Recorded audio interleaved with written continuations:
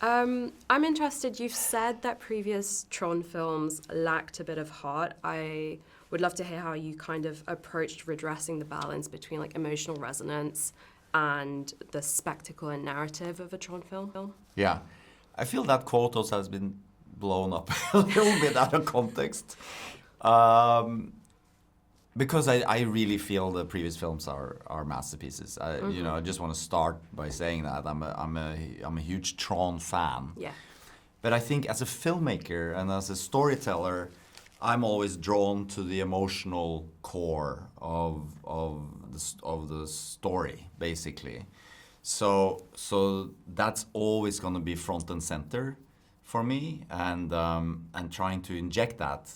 And I knew that was going to be challenging, with a movie like Tron, because it's such a spectacle. It's a fast-moving, light cycle. Yeah. That's what it is. The grid is a cold and inhumane place. So I was like, it was a little daunting going into that, but I was very drawn into the character of ARES and his journey, and like trying to discover what it takes and means to be human, and somewhat trying to and having to earn that. I wanted to really be on that journey, But then you have the big spectacle also. Obviously, you do you get the digital world coming into the real world and all that. So,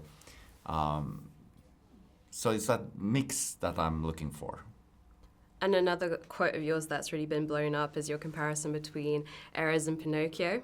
And I would just love to hear more about Jared loves that. Yeah, I bet. I'd love to hear more about how you went about navigating the boundary between AI and human, and what the existential implications of that comparison are in your eyes. Yeah, and then again, that's like a little bit what I was drawn to, and obviously AI is such a big part of the subject matter of the film. And when we started out making the film, I came on like 3 years ago. It wasn't part of our everyday life like it is now. AI, it's just blown up, and I think that's a good thing for us, because our movie feels very current and timely. But I think I don't know, like the AI thing is like. Yes, ARES is a AI program. He's a program, and he has, just like I said before, he's like, he wants to be a real boy, which it's a very classic kind of tale. And I was really intrigued by that. I wanted to discover that together with him and see the world through his eyes, and the beauty that we take for granted that he sees for the first time, and how he helps the character of Eve, played by Greta Lee, kind of appreciate life again,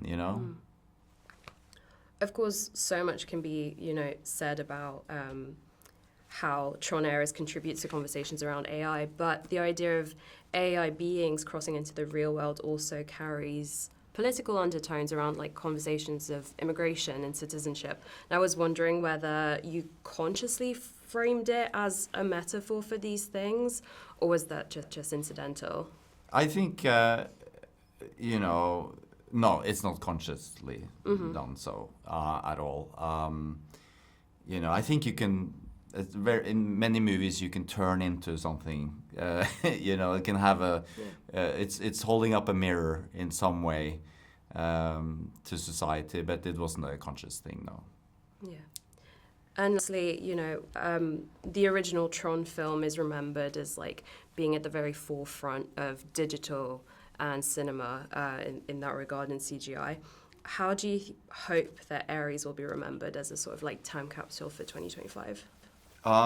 Yeah, again, like I'm such a big fan of the previous films, and it was daunting going into it, and trying somehow to earn the right to tell the next chapter, because the music, the sound, like everything is such a big part of the the DNA of the Tron thing, and obviously getting Nine Inch Nails was such a big win, and it made me think that okay, we have a chance, you know, to fill the enormous shoes left behind by Daft Punk. So, and again, like I get to work with the best team, the best actors, you know, and it's been a great journey, and it's a movie for the big screen, you know. It's a fun ride of a thing. Yeah.